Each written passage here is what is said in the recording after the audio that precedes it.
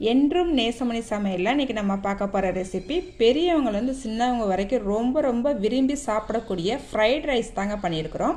இந்த ஃப்ரைட் ரைஸை பேச்சுலர்ஸ் கூட ரொம்ப ரொம்ப ஈஸியாகவும் டேஸ்ட்டாகவும் பண்ணிடலாங்க. இதுக்கு சைடிஷ்னு எதுவுமே தேவையில்லை. நம்ம காய்கறிகள் போட்டு பண்ணியிருக்கிறதுனால ஹெல்த்தியான லஞ்ச் பாக்ஸ் ரெசிபின்னு கூட சொல்லலாங்க. இப்போ இதை பார்க்குறதுக்கு முன்னாடி இன்றைக்கி பிறந்தநாள் மட்டும் திருமண நாள் கொண்டாடுற எல்லோருக்குமே என்னுடைய வாழ்த்துக்கள். இப்போ வாங்க நம்ம ரெசிபி எப்படி பண்ணலான்னு பார்த்துடலாம். பாருங்கள், ஃப்ரைட் ரைஸ்க்கு நான் என்னென்ன காய்கறி இன்றைக்கி எடுத்திருக்கேன்னு பார்த்துடலாம்.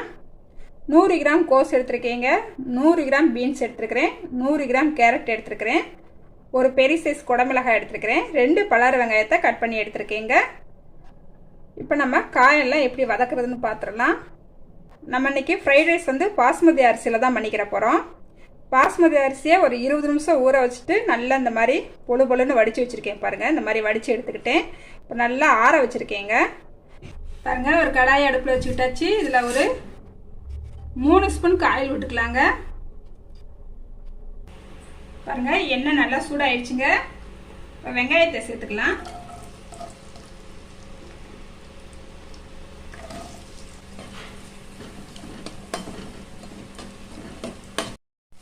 பாருங்க, வெங்காயத்தை போட்டு ஒரு செகண்ட் நல்லா வதக்கிட்டாச்சுங்க. இந்த அளவுக்கு வதங்கினா போதும். இப்போ நம்ம பீன்ஸையும் கேரட்டையும் சேர்த்துக்கலாங்க.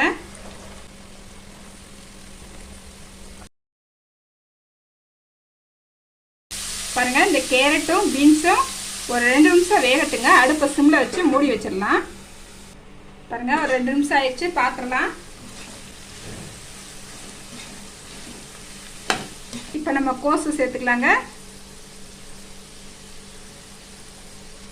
குடமிளகாயும் சேர்த்துக்கலாம். கலந்து விட்டுக்கலாம்.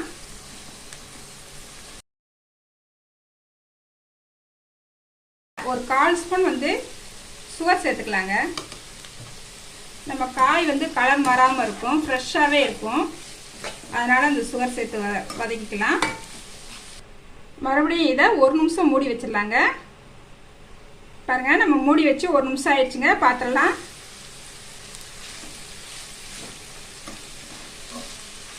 நம்ம சேர்த்துருக்கிற காய்கறியுமே ரொம்ப வெந்துடக்கூடாதுங்க, 3/4 பதத்துக்கு வெந்தால் போதுங்க. இன்றைக்கி நம்ம ஃப்ரைட் ரைஸ் பொடின்னு பார்த்தீங்கன்னா ஆச்சி செஸ்வான் ஃப்ரைட் ரைஸ் பொடி தாங்க எடுத்துருக்குறோம். ரொம்ப டேஸ்ட்டாக இருக்குங்க. இப்போ நம்ம பொடியை சேர்த்துக்கலாங்க.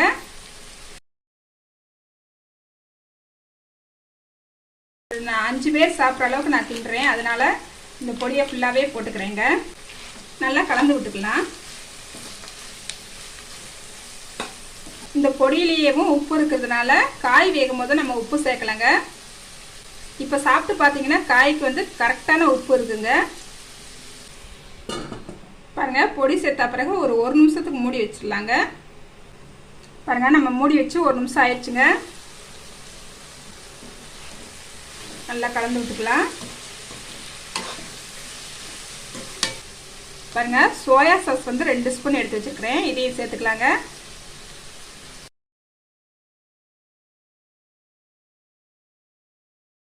இப்போ நம்ம சாதத்தை சேர்த்துக்கலாங்க. நல்லா கலந்து விட்டுக்கலாங்க.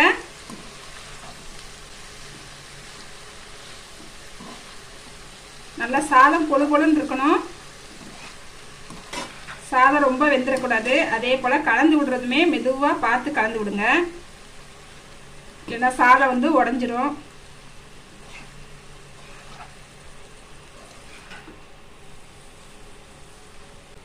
பாருங்க, நல்லா கலந்து விட்டுக்கிட்டாச்சு.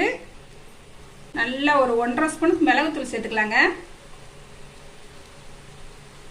காரம் நீங்கள் எவ்வளோ சாப்பிடுவீங்களோ அதுக்கு தக்கன நல்லா மிளகுத்தூள் நல்லா தூக்கலாக சேர்த்துக்குங்க. மிளகுத்தூள் தாங்க ஃப்ரைட் ரைஸ்க்கு ஸ்பெஷல். கடைசியாக சேர்க்குறது தான் டேஸ்ட்டு.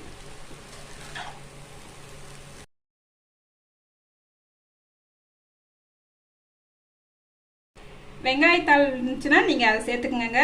என்கிட்ட இன்றைக்கி வெங்காயத்தாள் இல்லை, அதனால் நான் அன்றைக்கி மல்லிச்செடி மட்டும் மேலே தூவி விட்டுக்கிறேங்க. இப்போ அடுப்பை ஆஃப் பண்ணிக்கலாங்க. பாருங்கள், நம்மளுக்கு ஃப்ரைட் ரைஸ் சூப்பராக ரெடி ஆயிடுச்சுங்க. ரொம்ப ரொம்ப ஈஸியாக பண்ணிடலாங்க ஃப்ரைட் ரைஸு. டேஸ்ட் பார்த்துட்றேன்.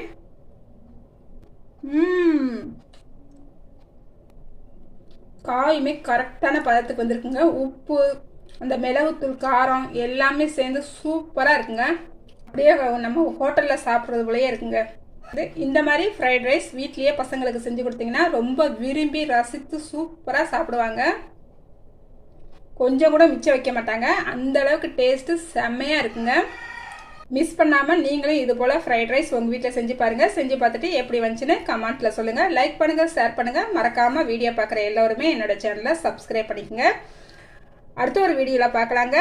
பாய்.